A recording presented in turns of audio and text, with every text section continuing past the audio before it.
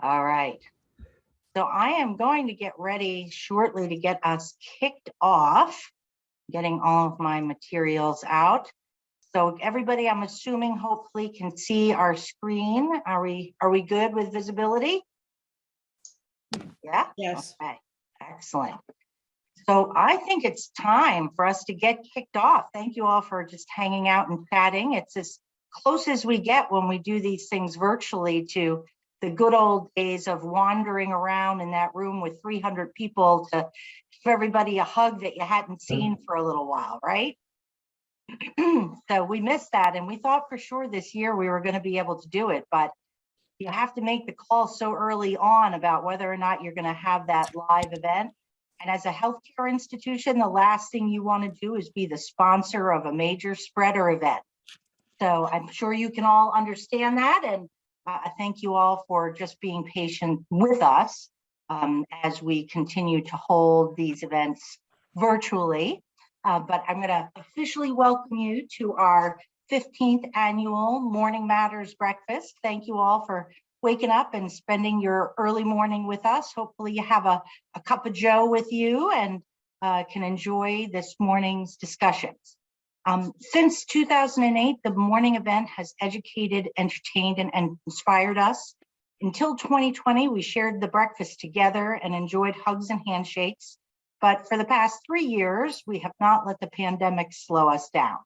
So thank you for joining us from the comfort of your home or your office, wherever you're located. The beautiful thing with virtual presentations is we don't know. And maybe you're sitting in your bottom half has got jammies and bunny slippers, and we will never be the wiser. So it's your secret. The presentation today is made possible by the generosity of our corporate sponsors. Our keynote speakers are Dartmouth Health and People's United Bank. And Amoskeag Health is a federally qualified health center. And that means that there are certain quality standards that we must meet, as well as a few other rules and regulations. What many people don't know is that the U.S. Department of Health and Human Services provides just about 20% of the funding necessary to deliver integrated community health care.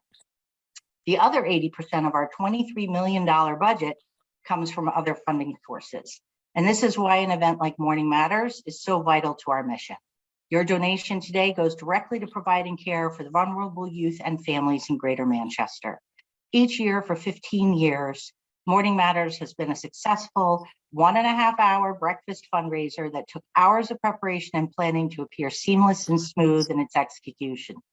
Behind the scenes, a dedicated team of volunteers mobilized, strategized, and organized.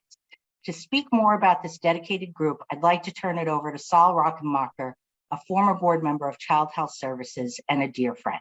Saul? Thank you very much. I'd like to, I'm so happy to be the one that gives a tribute to our own Judith Jolton. New Hampshire's children have always been a priority for Judith Jolton.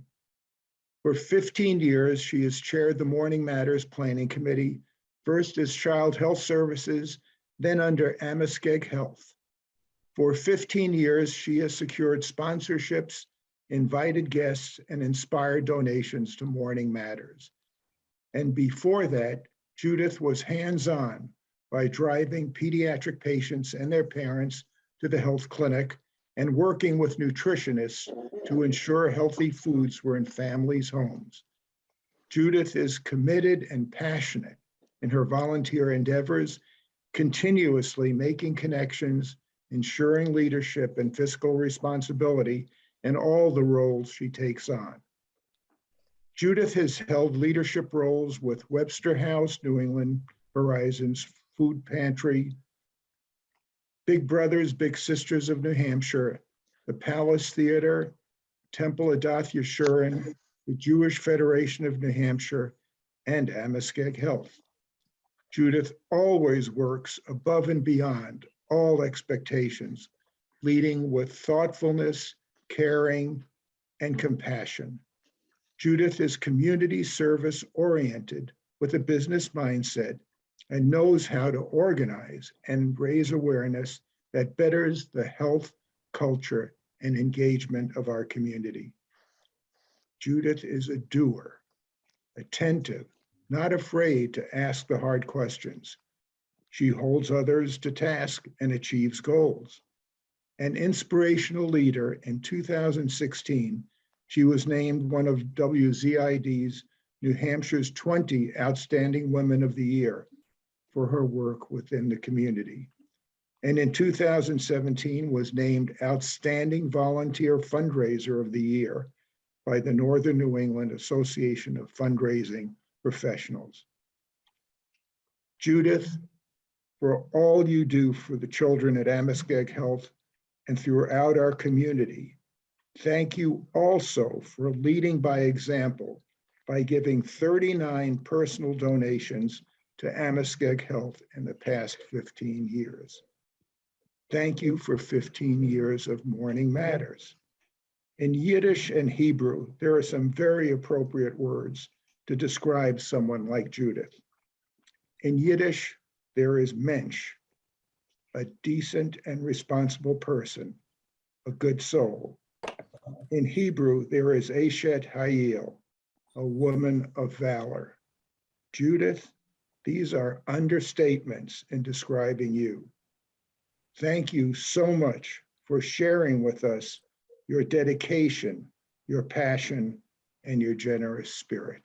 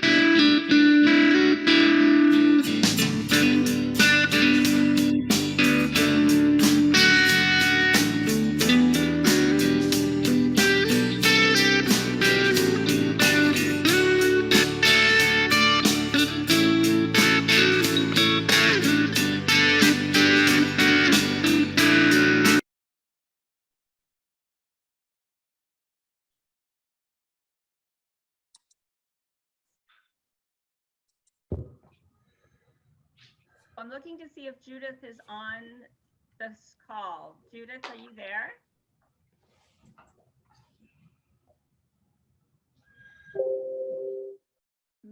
Maybe she didn't get on.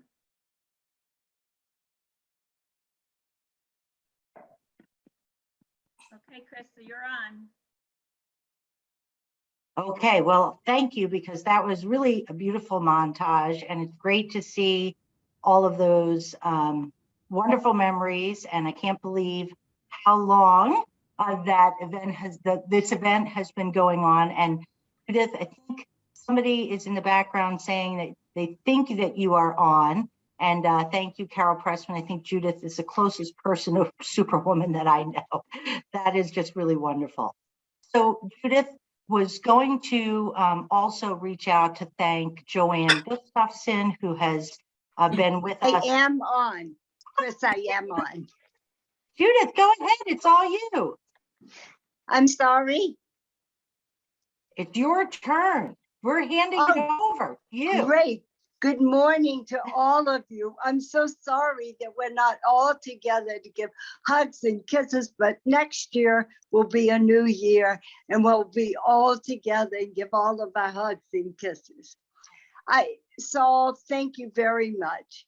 I wish I could only live up to all those expectations that you said, but in the next 15 years, I will try very hard to continue to serve Manchester, New Hampshire, and the state of New Hampshire in the best way I possibly can. I look forward to what you said, to continue doing what you said.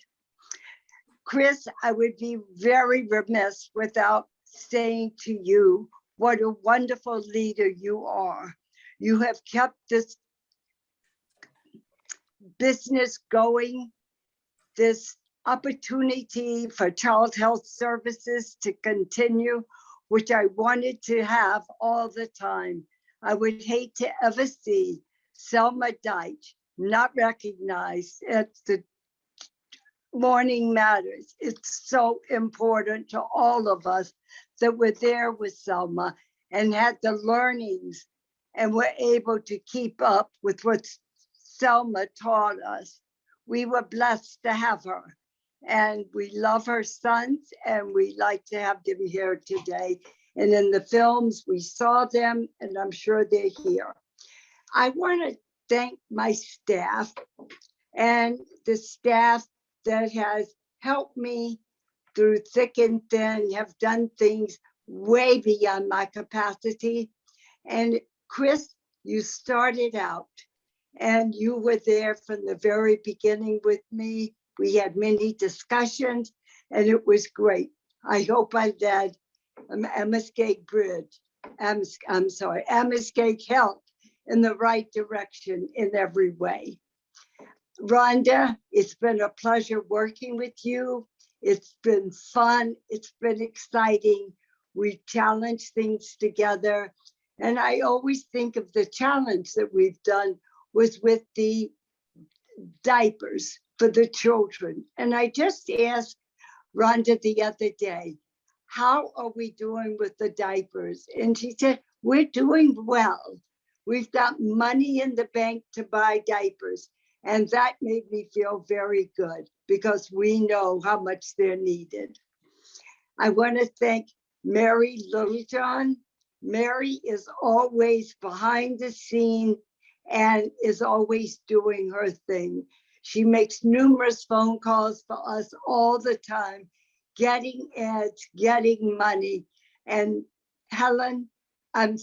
Mary, we couldn't do it without you. And Ginny, our newest leader at Child Health Service and Amoskeag Health, has joined us and has done another wonderful job. And I love to read her monthly bulletins that come out.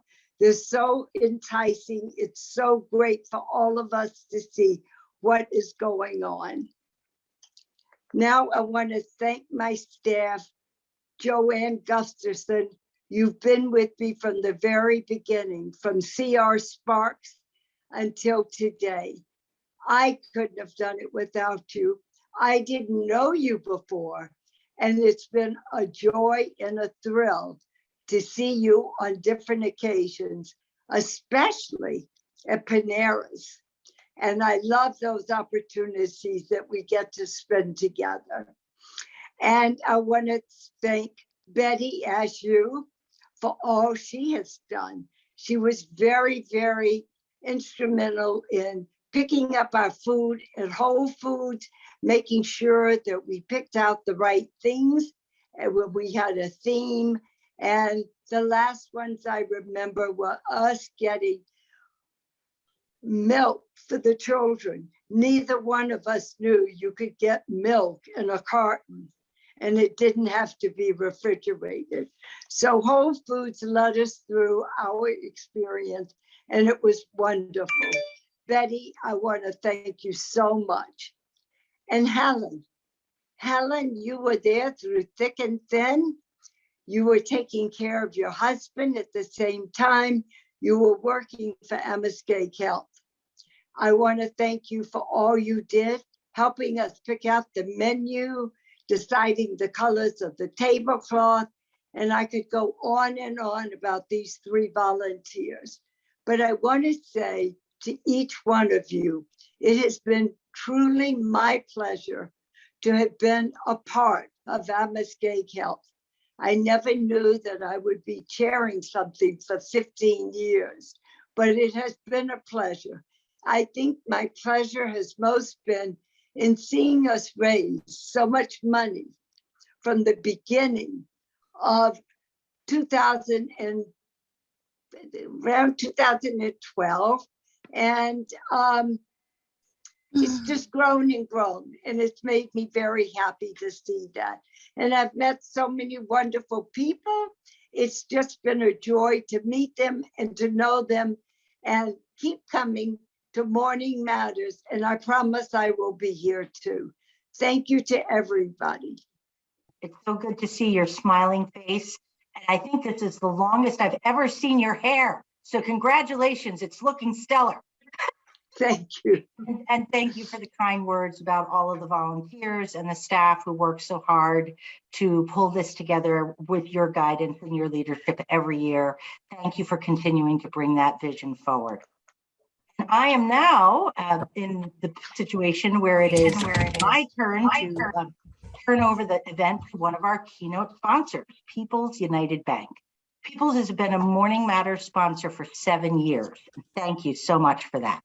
It is our time to introduce our keynote speakers, and we're going to get help today from Kathy Sherling, who serves as the Director of Marketing and Community Services at People's Bank United, a division of M&T Bank. Kathy Sherling, I'm handing it over to you.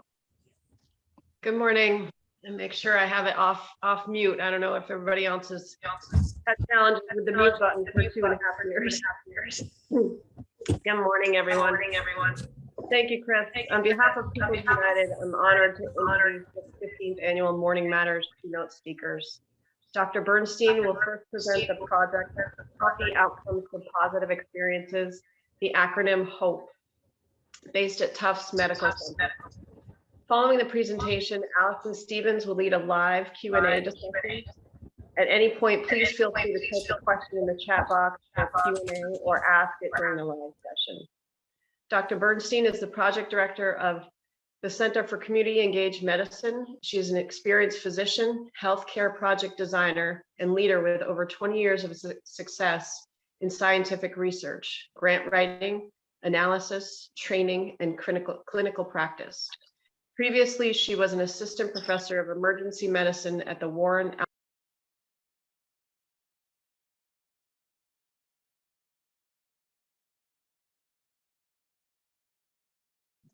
I'm sorry, I think we accidentally muted you. Could you unmute yourself? My apologies. Yeah, can you hear me now? Great. Directing injury prevention, community outreach programming, and community-based research projects, as well as teaching and mentoring undergraduate, graduate, and medical students. Her aim is to enhance the well-being of individuals and the community by presenting and promoting programs while leveraging proficiency in research, care management, injury prevention, and clinical effectiveness. She is a graduate of Tufts University and holds an MD and MPH from the University of Massachusetts Medical School. The next presenter is Allison Stephens. She holds a PhD and is the Director of Networks, Communications, and Policy for HOPE. Before joining the HOPE team, Allison worked as the statewide Family Network Director at Nevada PEP, Parents Empowering Parents, supporting families of children and mental health needs. She has significant systems advocacy and policy experience. Allison received her PhD in biomedical informatics from Rutgers University and has an MED in health promotion. Dr. Burstein, please begin your presentation. Okay, thank you. I'm just going to try to share my screen. And usually I mess up something, all the joys of Zoom. Are people seeing the PowerPoint? No, yes? We're seeing you, we were seeing your desktop, I think. Oh, instead of sorry out. about that. Okay, see? Let's try again. How about now? You've got it. Perfect. Excellent. Well done. I feel like that's always the hardest part, is like getting started on Zoom. We agree. Thank you, Kathy. Thank you for that kind introduction. And thank you for the invitation to come here this morning and talk to you about HOPE. As Kathy said, that stands for Healthy Outcomes from Positive Experiences. So I just want to start by introducing you to the rest of the team at the HOPE National Resource Center. If you look up at the top row, way to the left, that's Dr. Robert Sege, who is the overall director of the center. And it's also on his research, his foundational research, that the whole HOPE project is based. And then me next to Dr. Sege. And then there's Amanda Wynn, who is our director of training and technical assistance. And she's actually based out on the West Coast in Portland, Oregon. I tried to entice her to be part of this morning and be up at 4:45, and she said no. Can you imagine? And then Allison Stephens, who's with us today. Maybe Allison, you can just quickly come off mute and say hello. Sure. Hi, everyone. Good morning. And next to Allison is Kristen Soreko, who's been with us for all of 6 days. She just started last week as our new senior project manager. On the lower row, we have Lauren McCullough and Laura Gallant, our research assistants. Isabella Pignazzi is our administrative assistant. Jeff Lincolnbeck, who we've worked closely with, who's a co-investigator, and he's also the founder of the Montana Institute. And then we have Baraka Floyd. She's a pediatrician based at Stanford, who is working closely with us to implement HOPE in her pediatric practice out there. So why does HOPE exist? HOPE exists because we know that positive experiences can help children grow into more resilient, healthier adults. And what we want to do at the HOPE National Resource Center is expand the research base, supporting the fact that positive childhood experiences are so important, and also provide training and technical assistance to really disseminate this concept widely so that lots of different types of practitioners who work with families and children will incorporate the HOPE approach into their work. As I said, we know that positive experiences are so important, and our research has shown us that positive experiences promote children's health and well-being, allows children to form strong relationships and meaningful connections, cultivate a positive self-image and a sense of self-worth, provides them with a sense of belonging, a sense of mattering, build skills to help them cope with stress in healthy ways, and otherwise, in other words, helps them be resilient, and it protects their adult mental health. But we really do tend to focus on the negative. I know that when I was trained as a primary care pediatrician, which I'm not going to tell you how long ago it was, but it was decades, a few decades ago, really, we were taught to almost exclusively focus on screening for problems and then trying to fix those problems, writing a prescription, referring to a specialist, whatever it took. And there was really very little to no talk about actively seeking out strengths and assets that people bring to the table. And what HOPE wants to do is to shift that narrative so that positive experiences are front and center in the work that we do. And that way, parents aren't defined just by their challenges and deficits, but also by their strengths as well. And really what we're doing is asking people to have a little bit of a change in mindset. And I want to do a quick little exercise with all of you this morning to kind of illustrate the point, what I mean by a change in mindset. So what I want everybody to do is take a look at this cartoon. And I want you to use the chat box function on Zoom. And I want you to write in the chat box what risk factors pop out at you when you look at this. Are there anything wrong going on with this family here? And I'm actually going to ask my colleague Allison to monitor the chat box and read out some of your answers. So again, take a look at this cartoon. What are the risk factors you see? Oh, they've already started. Holes in the wall, bugs, smoking, chemicals in reach. We've got bugs all over. Sure. Anything else? What else do people see here that might be a problem? If you walked Chaos. in. Cleaning chemicals are accessible. It's messy. Smoking. Mhm. No interactions. Baby napping near an outlet. Television. No one's talking. Mhm. News on TV. Bugs. Lots of bugs in there. Yep. Mom is busy using her mobile. Fall risk. Bad food choices on the table and the dog's about to eat it. Active ashtray. Baby Yeah. on the floor. Well, that's fantastic. It certainly sounds like you're not having a lot of trouble finding some of the risk factors in here. So now what I want you to do, same picture. I want you to put in the chat box, what are some of the protective factors or the things that are going right, the strengths, the positives that you see in this picture. Oh, And and we've got lots of books. They're all together. They have toys, clothing, and food. The family is in the same room. Mom has a book. More toys and books, picture of Jesus, parent reading, spiritual, family together. Mhm. Yeah, excellent. Yeah, you guys aren't having trouble with this at all. Like they have food, they have a house. It seems like they must have electricity because the TV is on. So at a second look, it's not all doom and gloom. There's some good things going on. Yep, and there's a So- mention of the pets too. Just want to call Right. that out. Yeah, they have a cat and a dog.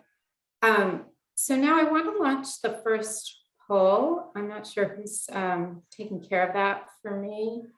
There we go. So what I want you to do is tell me what was easier. What did you notice first? Did you notice the risk factors and the problems? Did you notice the protective factors, or were they about the same?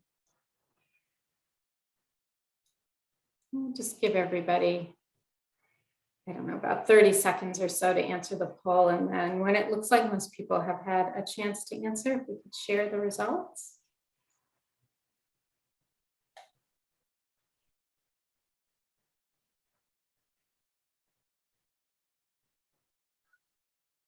Oh boy, okay, that's pretty typical. So 76% thought the risk factors were easier to see. Only 4% thought the protective factors were easier to see. And about 20% felt that they were about the same. And I have to say, this is a pretty typical result I see when I do this exercise with different groups. And, you know, largely I think that's because the way many of us were trained in whatever type of work we do is to see those problems and pick those out right away. And we're not saying that that's a bad thing. We do want to screen for problems and we do want to try to fix these problems, but not at the expense of completely overlooking the assets that people bring to the table. So thank you for doing that with me. So I'm going to move on now, and I'm going to tell you a little bit about the foundational research that has led to the HOPE project and the HOPE National Resource Center. So another poll, of course, we're not going to do too many of these today, but I always like to get an idea of kind of where my audience is at with the different topics we're going to discuss. So if we could launch the second poll, I want to know how much you already know about ACEs, or adverse childhood experiences. And the choices are nothing. What are ACEs? A little, maybe you've heard the term before, maybe more than a little, but you still feel like you have a lot to learn. Maybe you're well-versed in ACEs and their effects on health, or maybe we have some ACEs experts in here. So if you want to just take 20, 30 seconds, and when it looks like most people have answered, if we can share the results, that would be great.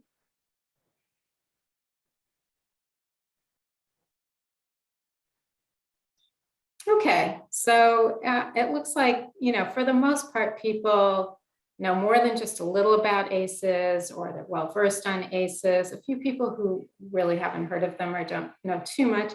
But again, this is pretty typical for what we see. And I think it's because, you know, the research on ACEs has been out for over 2 decades now. And it's, at the forefront of conversations of, people who work with families and children.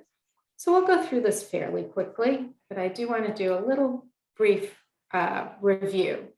So I'm sure at least most of you are familiar with this original ACEs study that was now done over 20 years ago by Felitti and Anda.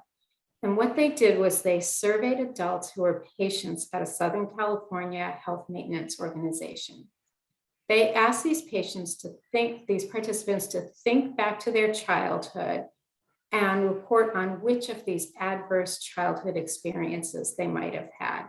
And then they looked at the way they answered these questions and they correlated them with the way they reported their health outcomes as adults. So what you see on the slide are what we call the original ACEs. And these were the questions that Felitti asked in his study. So they asked about different types of abuse, physical, emotional, or sexual, different types of neglect, physical or emotional, and different types of household dysfunction, such as living in the house with somebody with a severe mental illness, having a relative who's incarcerated, maybe witnessing interpersonal violence against the mother, or experiencing their caregivers going through a divorce. And there has been an abundance of research and publications since this, linking these adverse childhood experiences to poor adult health outcomes. And this is just results from one of those studies. And this is the work of Melissa Merrick and her colleagues. This was published in 2017. And I know there's a lot of numbers on this slide, but I want you to focus on the orange column way over to the right.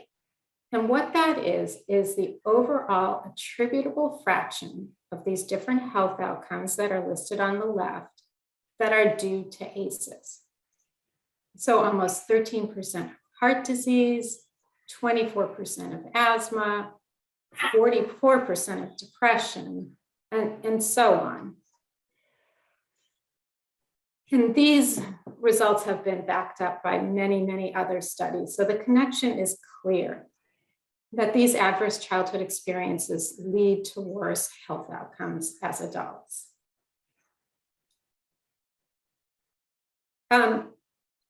But there were some deficiencies in this original ACEs study. First, the study was done with participants from one San Diego health maintenance organization, and therefore was not a particularly diverse population, and certainly not representative of the overall population of the United States.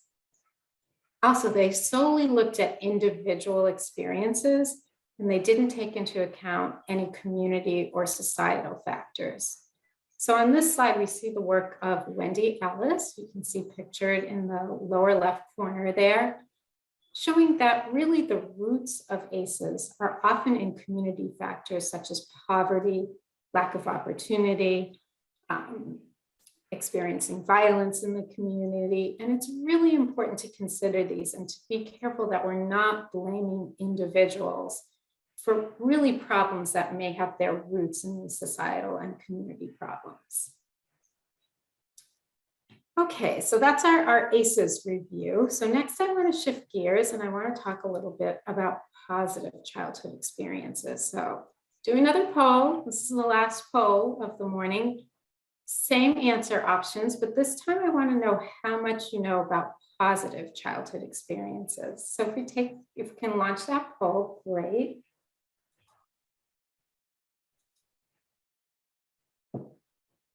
We'll give everybody a minute or so, or 30 seconds to answer.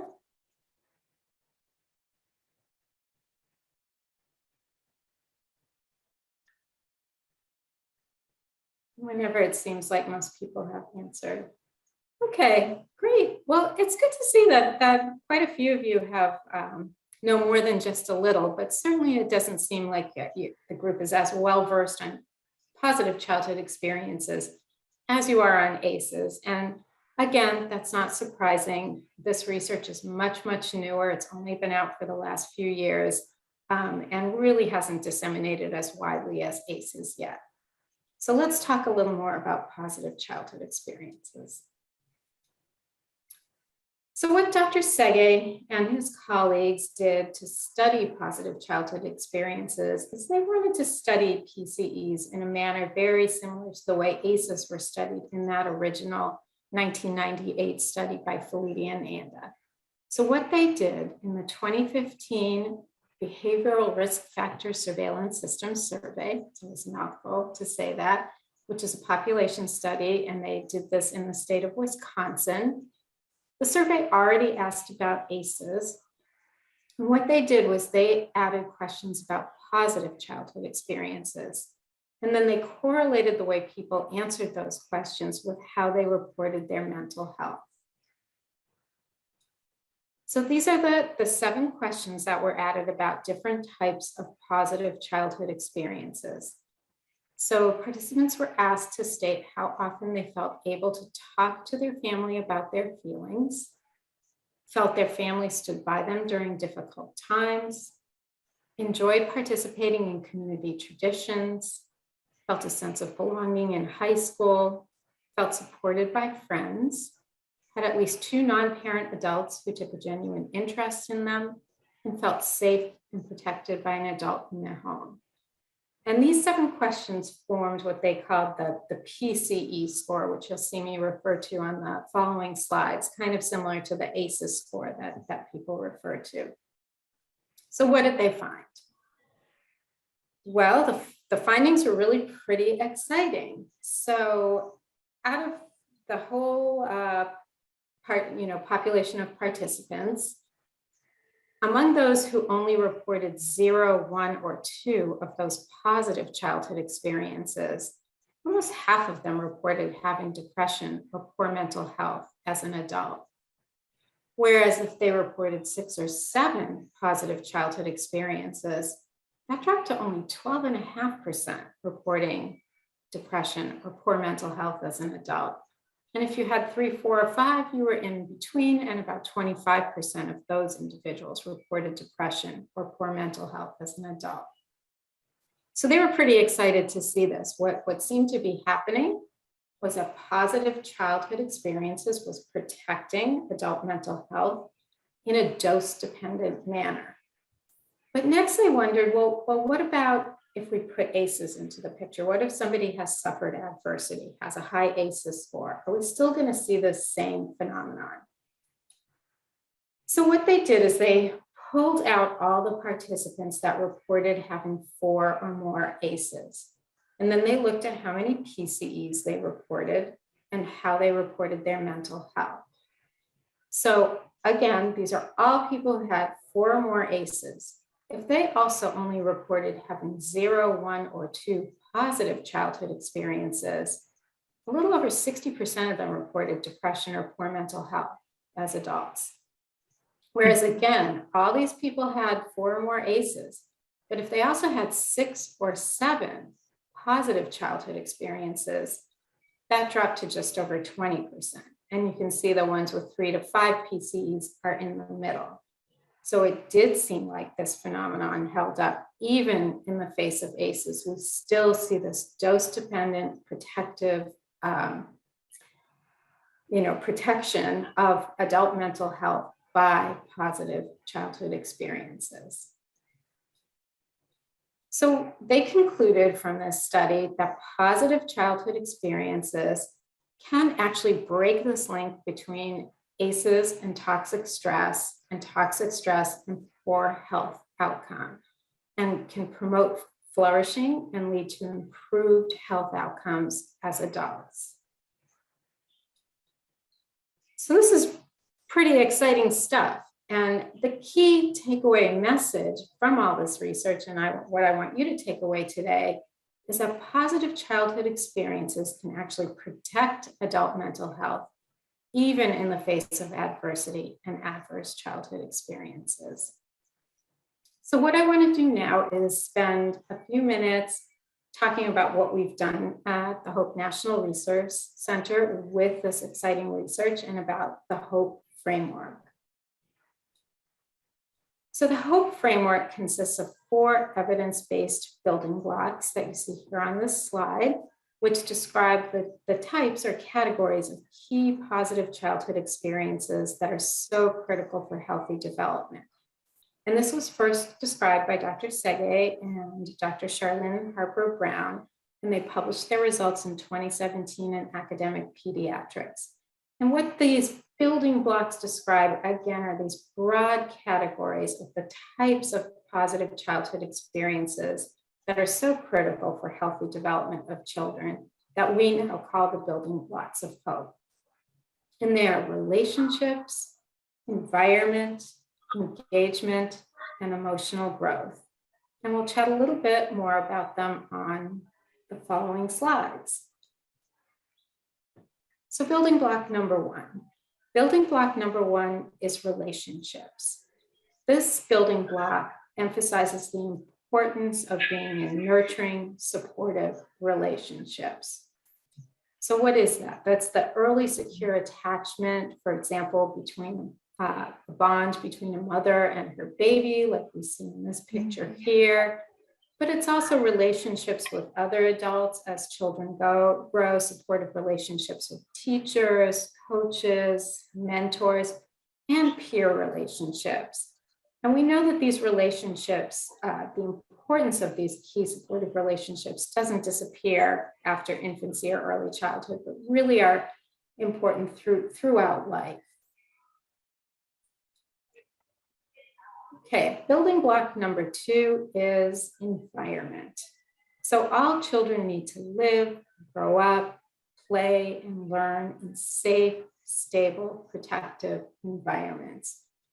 So this means they need to have safe, stable, appropriate housing, adequate nutrition, access to high quality education and healthcare, and safe and appropriate places and opportunities to play with their peers.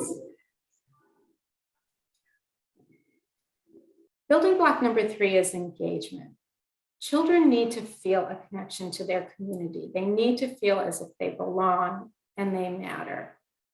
And this can come from things as small as a young child helping the teacher with a project at school, or even helping clean up or helping set the table at home for dinner, to getting really involved in larger community projects. And I like to use this as an example of an opportunity for engagement for youth. This is a picture from Artists for Humanity, and Artists for Humanity is a Boston-based organization open to students in the Boston public school system who have an interest in art. And these students go there after school, and they're actually contracted by all types of organizations to create logos or other graphics or murals or all kinds of art pieces, and they actually get paid for their work. And we use this organization to create our incredible Hope logo that you see throughout these slides and also on all of our materials. So this is a great example of a way to engage youth. The work they're doing is important. They're getting compensated for it, and then they get to see their work actually used in all kinds of different manners. Building block number four is social and emotional growth. So children need to have opportunities for emotional growth, and this largely comes through unstructured play and interaction with peers, and it's the way they develop self-awareness and self-regulation. And we like to use the game Foursquare as an example. So I'm not sure how many people are parents out there. And if so, if your kids, at least when they were young, if they played Foursquare when they went out for recess, but I know my kids who are all grown now, but when they were young and went out for recess, this was a pretty popular game. And what the game entails is when the kids go out to recess on the hardtop, they don't have a beautiful Foursquare court already made for them like this. They take a piece of chalk and they draw a big square and they divide it into 4 smaller squares. And then a child will stand in each of these smaller squares. One of them will have a ball.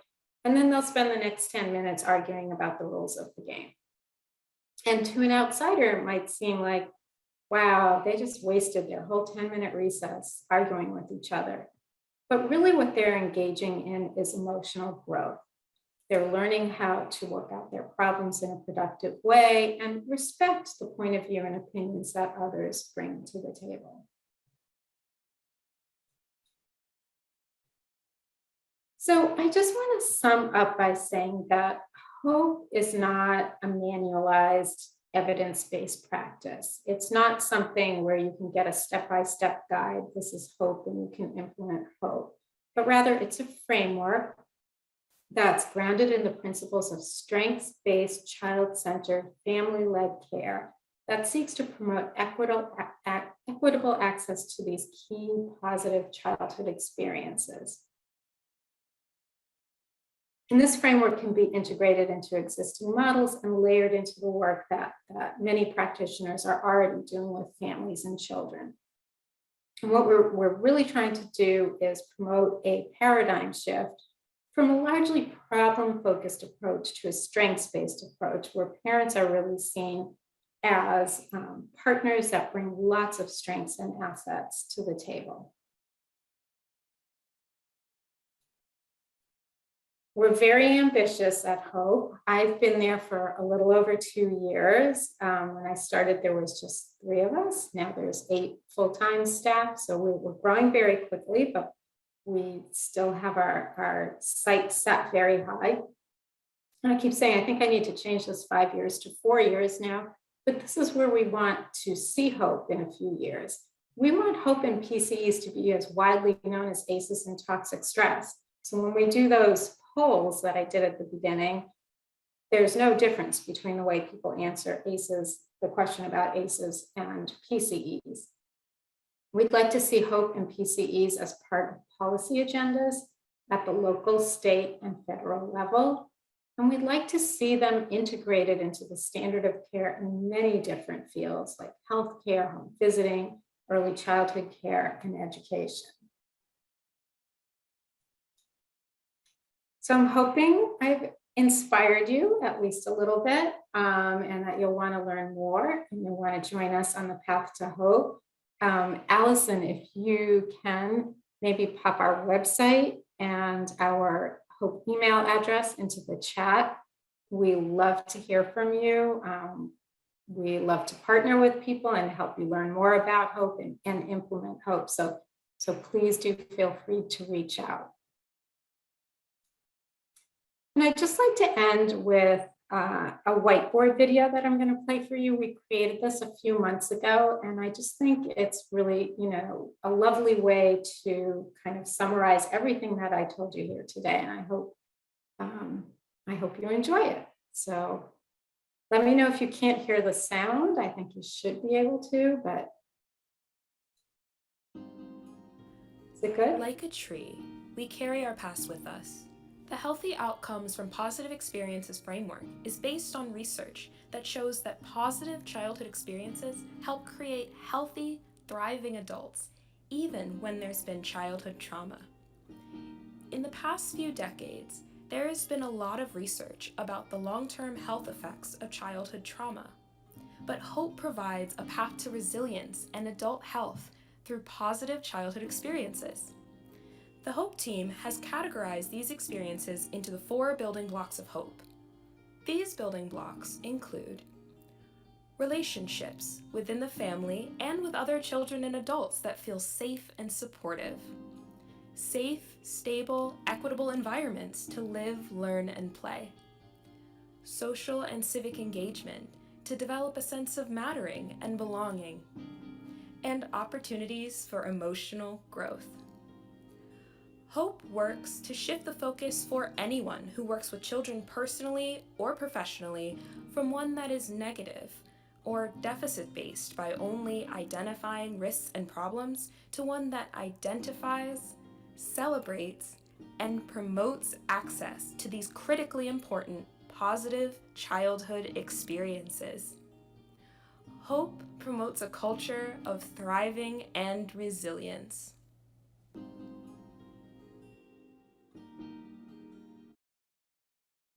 I hope you enjoyed that, and thank you so much for your time and for listening to me. And now we'll have opportunity for questions. So I'm actually going to stop sharing.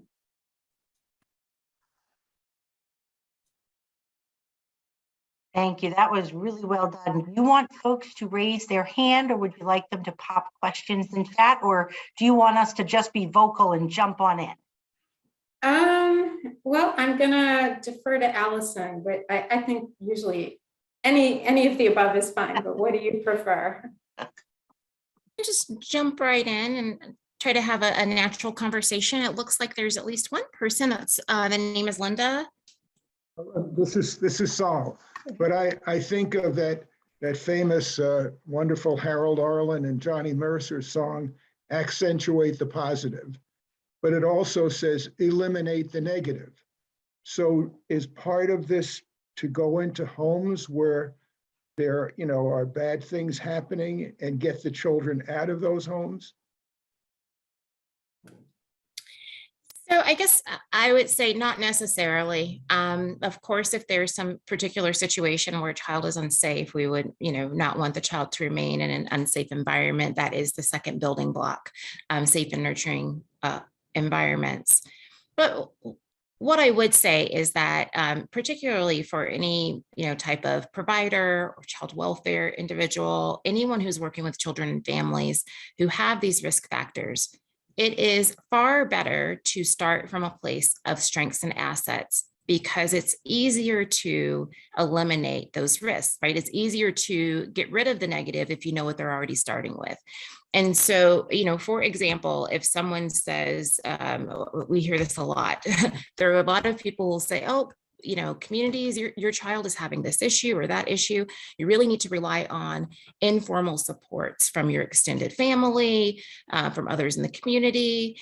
And that's great, except maybe that's not really what they have available as a resource. Maybe that's a challenge due to, their shift work.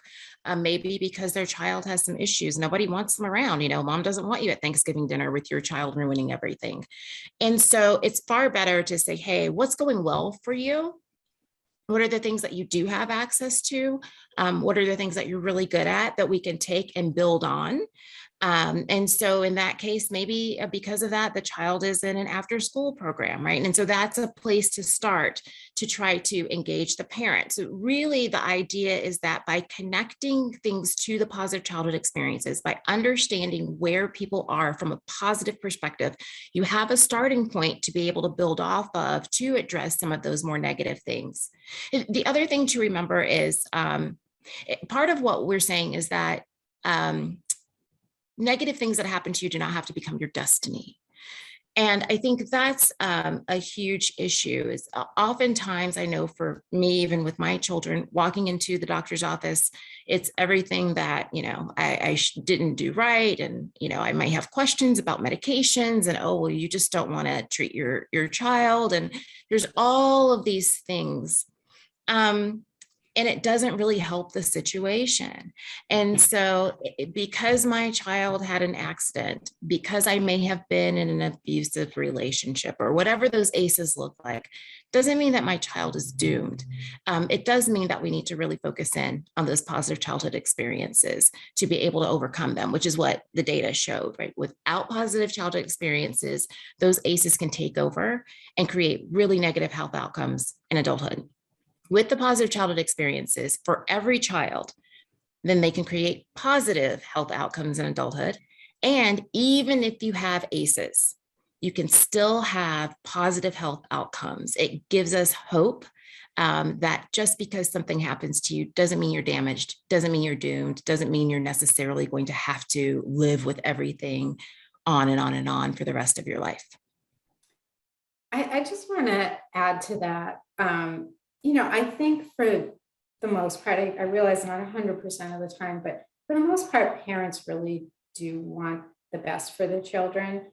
And sometimes they're really doing the best they can with the resources and the situation that they have. And that's, when I showed that slide by Wendy Ellis, I think that's why often it's important to look upstream to see, what's going on in the community that might, or in their particular situation that might be making, some things very challenging for this family, and how can we address those things? So again, to be cautious about, blaming individuals for more upstream problems. That said, it's not that, we're not saying, oh, if a child is at risk for being harmed and in a, acutely dangerous situation, you just leave them there and, say, well, whatever, found some positives. We're not saying that. We're just saying that, you need to look at the whole picture.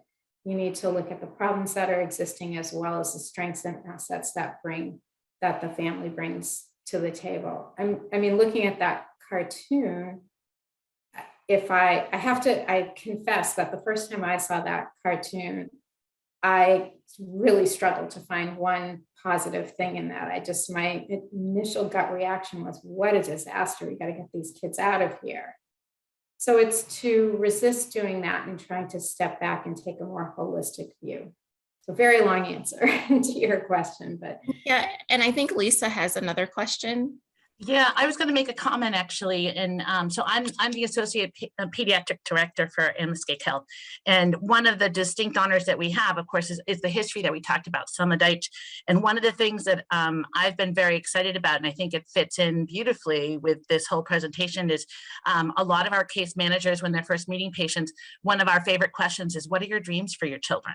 Mm-hmm. And just to change the whole framework so that it's not that you walk in and it's like, where do you live and all of those things, and we kind of categorize everything, but really just to start off with that more positive comment of, what are your dreams? What are your hopes? And I think that conversation sounds like what your goal is working on. I like it. It sounds fantastic. And it sounds like it can be it's definitely something that we've been trying to do to make it even more institutional in this way. Seems like a really wonderful approach. Yeah, I was just going to say, I think it's wonderful to point out that there's already good work happening, and Hope is really here to kind of provide some structure to that. So we know that there are people who've been focused on strengths, people who've been looking at protective factors, but sometimes people say like, okay, I know I'm supposed to focus on the positive, now what? Or how do I go about doing that? And so what Hope really does is say, hey, the research is pretty definitive that if you can focus on these 4 areas, the 4 building blocks, that's where you're really going to see these positive health outcomes. And Dina, did you want to add to that? No, I just noticed, so I'm sorry, it distracted me a little question in the chat from Chris. Have you found the whole family benefits from some of these positive childhood experience activity? So I can't say we have, fundamental research, but I'm part of a project where we surveyed parents throughout the pandemic. So we did 3 waves of a national survey, and, we're still analyzing the results of that, but, a lot of the questions revolved around, seeing what types of positive childhood experiences parents were able to create for their children during the pandemic. And it did seem like parents who engaged in different activities and other things with their children seemed to be less stressed, having an easier time with all the terrible things that were going on in the pandemic. So I would say probably they do. And the other thing that we're really interested in looking at, which I'm hoping we're going to be able to launch a study pretty soon, is the effect of incorporating this type of approach on the practitioners themselves. I think you're all in the healthcare field. I think especially over the past couple of years, how high the burnout has been and compassion fatigue. I mean, it's tough out there. So we think if practitioners are not spending, the vast majority of the time talking about everything that's bad and wrong and doom and gloom, but really getting to know their patients or clients as whole people who bring a lot of strengths and assets and positives to the table, that might really help with that compassion fatigue and burnout also. So I didn't see any other raised hands. So I will just add, as we're talking about sort of the mindset and shifting and how that can impact the whole family, One of the things that I'd like to call everyone's attention to is this, paper that Dr. Sege and I just had, published pretty recently in JAMA Pediatrics that involves some of the results of that survey, but really talks about the fears that people had about child abuse rising during the pandemic. I don't know if you all heard that, but it seemed to be very prevalent, right? There is a lot of, hey, pay close attention. I heard this a lot going to educators. If you pay attention to what you're seeing in the background, right, as you're doing online learning. And of course, there's an underlying assumption there, right? We're starting with the negative. There's an assumption that there must be something going on that's wrong in these homes.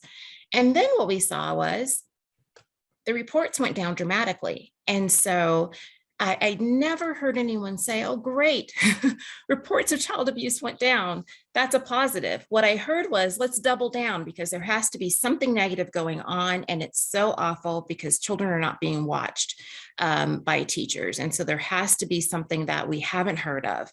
And really, really, as time went on and more data came out, that just kept getting more and more substantiated. Child abuse was not rising during the pandemic.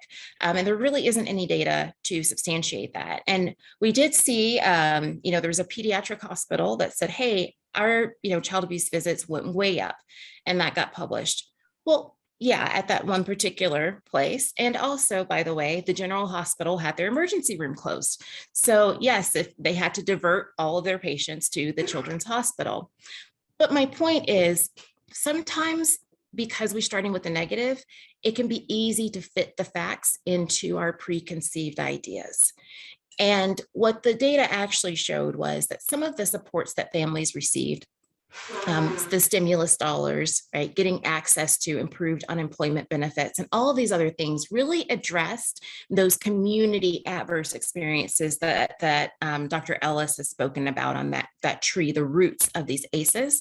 And it can really have a huge impact because often it is the family stress that leads to child maltreatment. So just an example of how that idea, we had the pandemic and immediately people said, oh, child abuse is going to increase. And everything that happened after that, no matter what the data showed, no matter what was happening, it would get fed into that narrative. And so it's when you think about that at a global level and how detrimental that can be, then take it down to the individual level when you're working with a family. And if you're starting off from that place of deficit, from, hey, this is a bad situation, no matter what you hear, it's kind of hard to step away from that. There's nothing like a first impression, and it's hard not to try to fit anything that you hear or see back into that initial concept that you have. Because I think even with me, it's hard to admit, but I do like to be right. And I think it's sort of a human kind of thing where, oh no, I'm just, so we tend to just weave it right back into what we already thought, because of course we were right to begin with. And I will say one of the things that prompted that the research and for Dr. Sege and I to look at it is, of course, as was stated in the introduction, I was working with a family-run organization doing a lot of parent advocacy for parents of children with disabilities, including mental health needs. And I kept hearing, please watch out. Children are stuck at home with their own parents, and it's got to be bad.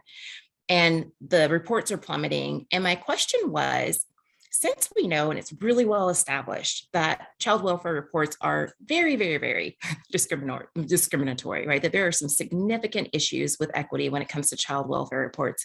Could anybody tell me, have the actual substantiated reports gone down? And nobody could really give me that data. And so that's when my red flag went off of like, hey, maybe we should take a closer look at this and figure out what's really going on. And by the time I saw a national survey of youth where they were saying they were actually enjoying time at home with their parents, it caused some questions, right? And we started having to take a look at the data and see what was really happening and try to step away from that preconceived idea and start really trying to look at it as scientists, right? From a really objective perspective, what is the data telling us? And I did a good ramble there because there were no additional questions. I don't see any more. Does anybody else have anything?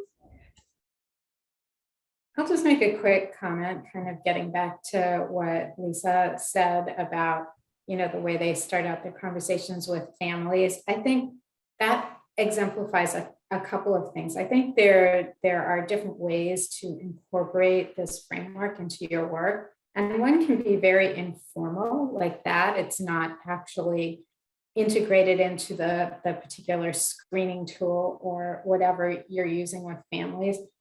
I mean, we would like to see that happen, but often that is a long process with lots of hurdles to get over. And then there's just the way you deliver the screening tool. And if you go to our website, we have a bunch of training videos kind of with and without hope. With, one is Dr. Sege playing a pediatrician. She is a pediatrician, with a patient and doing a screen for substance use with a teenager, and doing it in a kind of like standard dry way, and then informally incorporating the framework of hope into it. And we actually just put one together that is, well, you guys aren't from California, but out there they're doing this thing called the Pearl screening for ACEs. And it's been a little problematic for different reasons, but that one is a way to do the screen in a more hopeful way also. So it's not, people don't leave the screen feeling I'm doomed. I have an ACEs score of, 10 million. Like that's like, I may as well just give up now. So I encourage you to go onto our website and see those, because you don't need to wait for your organization to formally change policies or screening tools. There's ways to start implementing hope right away. There's a really wonderful comment in the chat. Community can play a huge role in helping parents understand the positive outcomes and reinforce this by hosting family community events on health and wellness, and see the positive outcomes and positive role the parents can have on their children. Yeah, that's great. One of the things that I know Dr. Burstein mentioned was that hope is really not that prescriptive of here's a model and you've got to do this, this, this, and this to fidelity, and there you've got it. It's really a framework that provides that structure. One of the reasons for that is that it's really important to remember that every family and every community is not the same. And so this is exactly right when we talk about what's available in the community, what's reasonable for a family. And so, we've talked about this often with families having cultural differences, making sure that the things that we're suggesting, the opportunities that we're giving them are defined by the family, right? They're defining their own culture. They're defining what they think is positive. We're letting the community kind of step in. And so in that way, we don't want hope to be, again, this checklist of here's what you've got to do. Instead, it's, that framework, the structure, and then people can fill that in on their own based on the circumstances of their community. Frankly, their budgets, right? Time constraints, other things that they have going on. You might be in a very rural area where you just don't have access to certain things. You could be in a more urban area where maybe saying, hey, I'm going to let my child play outside in the afternoons isn't reasonable. So that really is important. And connecting families to those community resources is a wonderful way to give them opportunities to access those 4 building blocks. Well, I have to tell you, it's such a nice and refreshing way to leave our educational component. And I will tell you, we have a bunch of youth serving organizations that are also on the line with us. And I can only imagine, they are all contributing to some of those strengths and those focuses, like Diane Fitzpatrick just commented in the chat, the Boys and Girls Club, where you have those, many of those opportunities to interact socially and to have some adults that you can bond with that can be positive influences. So I will definitely, I've already followed the link that Allison placed for us. And Dr. Burstein, Dr. Stephens, I really appreciate your really positive focus today. And this presentation was really wonderful. I hope all of you will follow the chat link and take a listen at some of the examples that they're offering about ways that we can incorporate some of these tools and reframe our thinking. So thank you both. That was really lovely, and I really enjoyed the information that you shared. So please do jump out there and check out the link to the site with some of the videos that they shared with us. So thank you.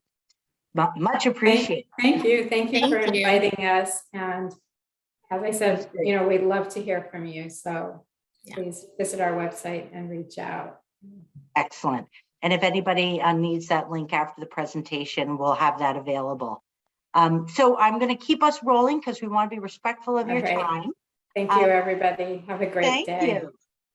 Amoskeag Health has a mission to deliver exceptional care and services that are accessible to all. And when we do this, from the moment we meet a patient, we have the privilege of walking with them through their health journey. Today, please help us celebrate as we look at a story that was shared with us by Jen in her own words. And they're going to share a video presentation with you. So please listen in. Hi, my name is Jen, and I wanted to thank Amoskeag Health for letting me share a small part of my story. So, when I was younger, I would say I had a normal childhood. I did never really feel like I fit into one place or group of people, which did make me feel insecure. So during my teenage years, I started smoking pot, which put my mind at ease and gave me more confidence. In my mind at the time, it wasn't a big deal. I could still manage my life.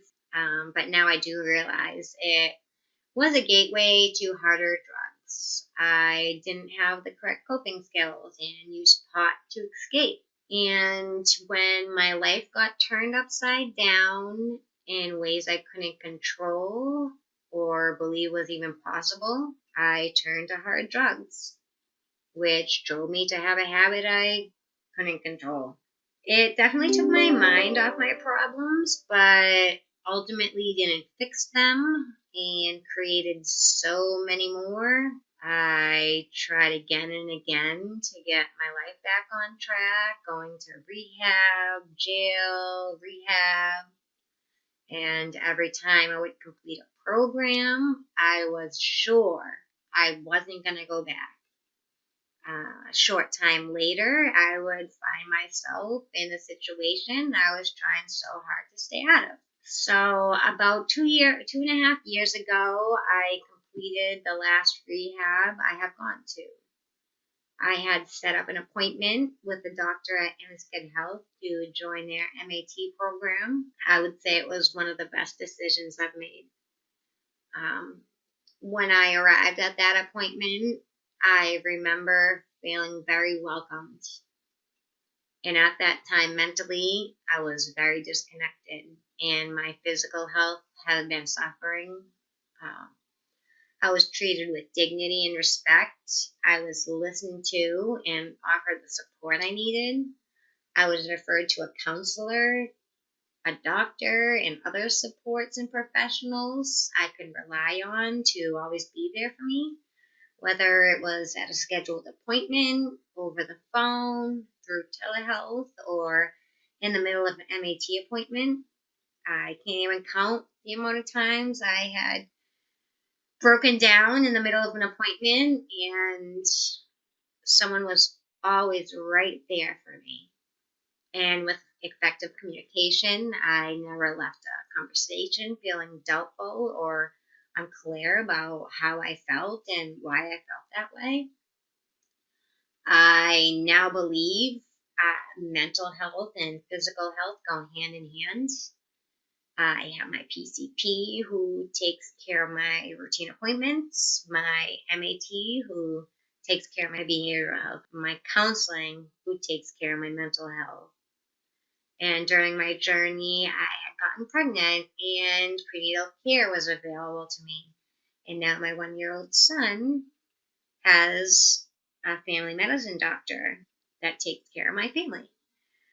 I even consult with a social worker who helps me find community resources outside of Amoskeag Health, who has helped me in so many ways. But I really can't stress enough how important it has been to have the compassion and commitment and communication from all the doctors and professionals involved during my journey to recovery.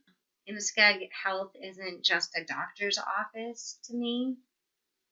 It's a community, meaningful, consistent relationships that have grown over time. I would consider them to be part of my family. I want everyone to be able to feel the way I do walking into a doctor's appointment, and that is love. With a lot of determination, a lot of help, and a lot of work, I've been able to get back everything I've lost material-wise, plus some, but more importantly, the relationships with my family, my friends, and my children.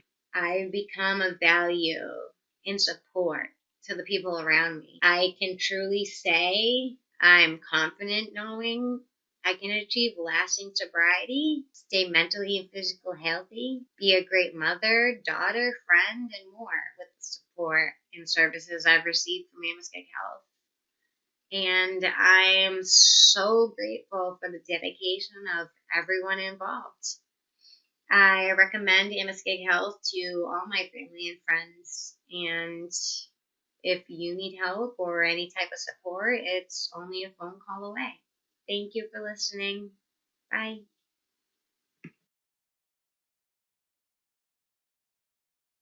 Okay, so I think it's my turn.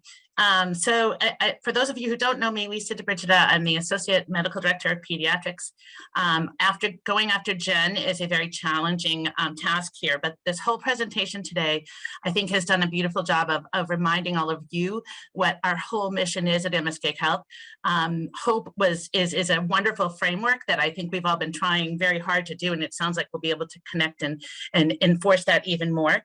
I wanted to thank Judith again, also for all of her efforts, because as a community, you've all supported us, and all of you on this call have continued to support us, and we're very, very grateful. What is interesting when you think about it is another big piece of the framework is insurance costs and the payments that we get. The payments that we get are still very much based on the medical model, and that medical model is about fixing the broken things. So the idea that we need to keep hope and build up the resilience is a big piece of why we need the donations, so that you can help us to do all of the components that help our families and help our patients and help our kids to participate in all of the things that build their resilience. Those things aren't the things that insurance pays for.